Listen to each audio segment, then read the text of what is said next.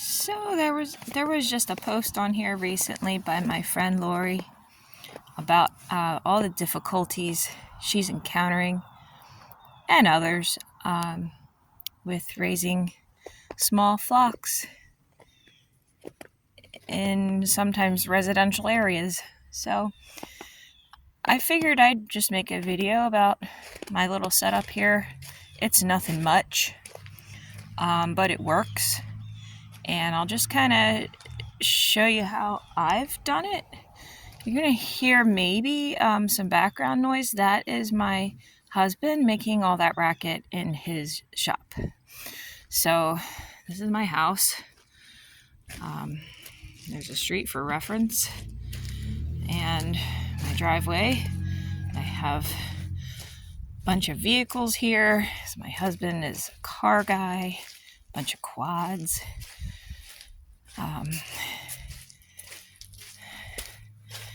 So here we walk in the back. It's my back steps, the back porch. That's where my incubators are. And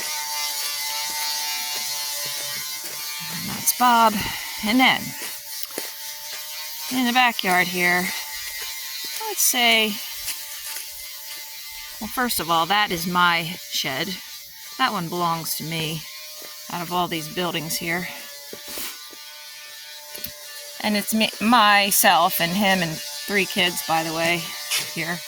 But this is my chicken shed. I use it for other stuff too, but mostly chicken stuff these days. And you got all my garden things, my back deck with my blow-up hot tub and all this. And the reason I'm pointing this out is I make a line in the sand about right here, maybe? In fact, I'm going to make a line right now. It's kind of hard with these Uggs on. But that's about where everybody else's stuff ends and mine starts. And you see they've been testing me too. I let it go because there was snow on the ground.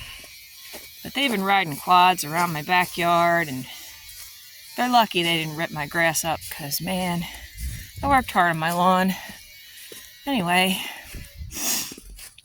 here's my chickens. My ex-husband is a contractor, my kid's dad, and he built this one for us about a year and a half ago.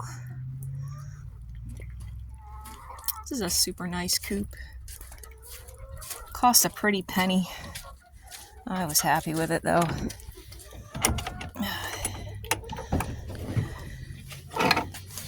There's these girls in here. It's a little cold and wet for them. I don't blame them. But I have about 14 egg layers. They stay dry in here. Oh, and by the way, everything gets cleaned on Wednesdays. I'm filming on a Tuesday. So if it looks a little messy, it's because it's getting cleaned tomorrow.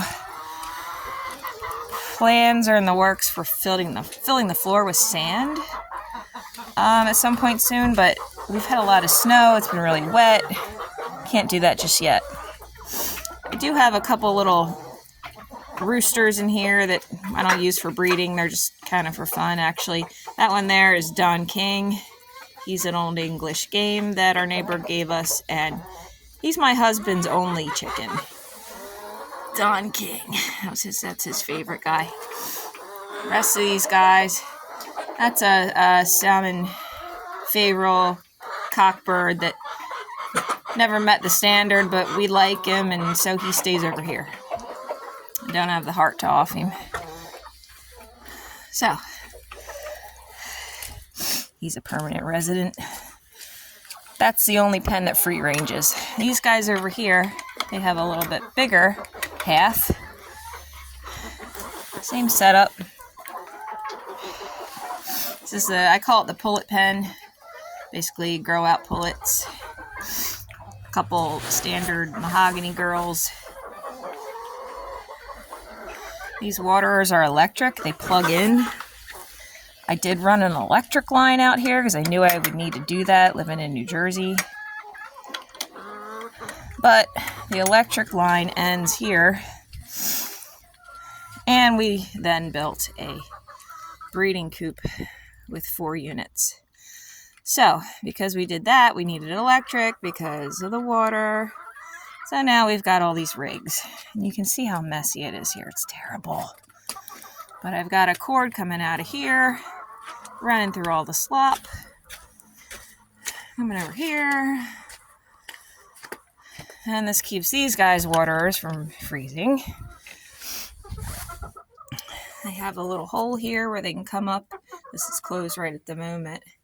But they can come up here and lay. And then here's the bottom. Hey guys. Everybody here is metal wing banded with a number. It's all entered into a software system. We know who's who, which coop they live in.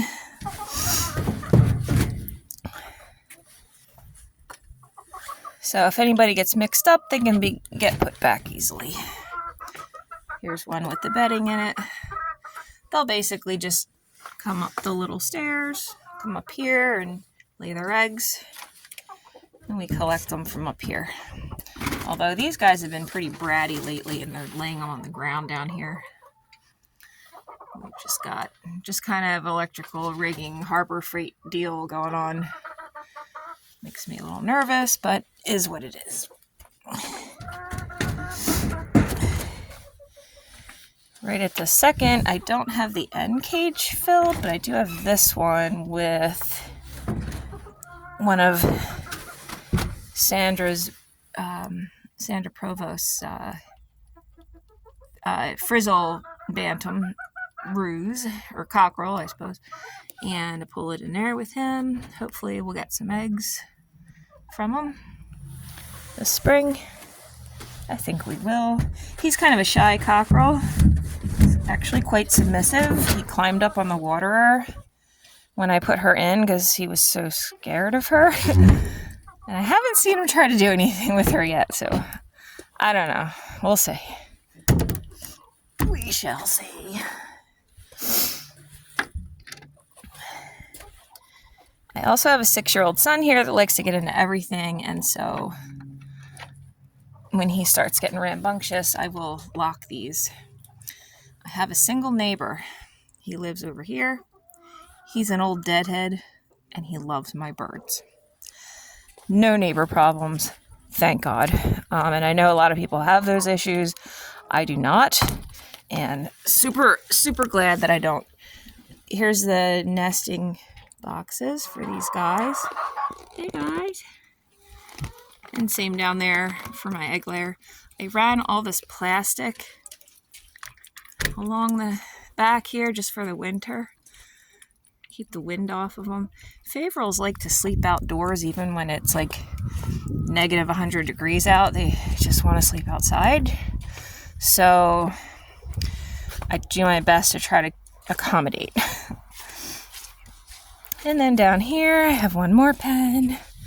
At the moment it is housing 3 mahogany large fowl cockerels. This was kind of a spur of the moment chicken coop. I just kind of ordered it off of Wayfair because I didn't have anywhere else to put these guys, and I think I'm going to turn it into a home for a breeding trio of these guys this spring.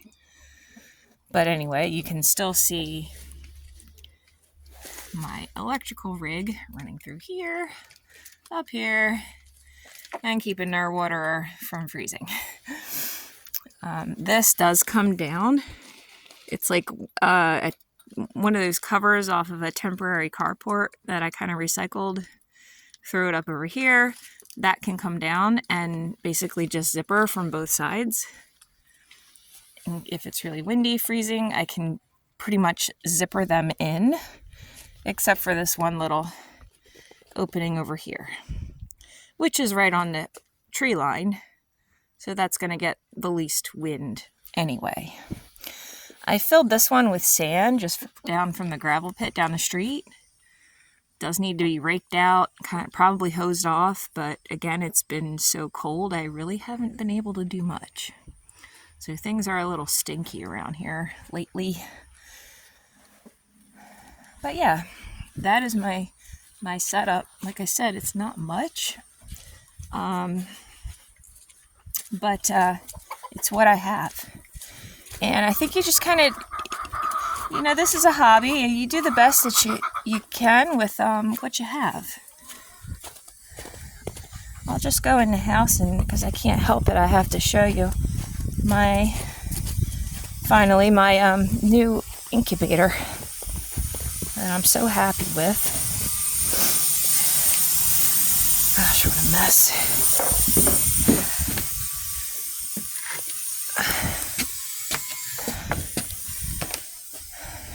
God, this house is filthy after this snowstorm.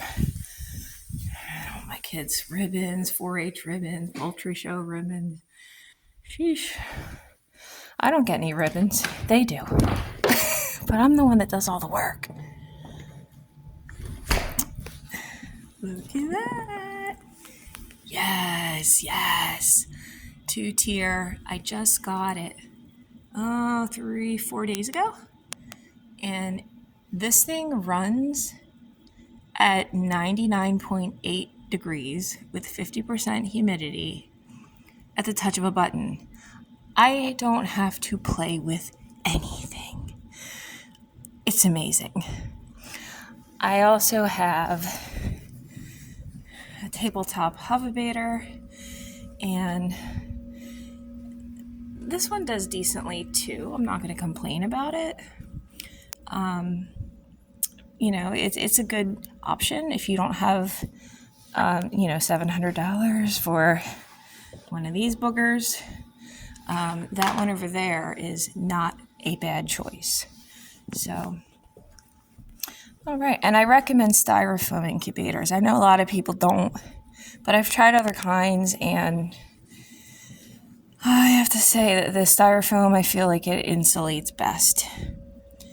It's worked best for me in this climate, and the climate that would be coastal mid-Atlantic, southern New Jersey. We're about 20 minutes drive from the beach. All right, guys. Well, as you can see, my messy house. Signing off. I hope this helps somebody. Take care.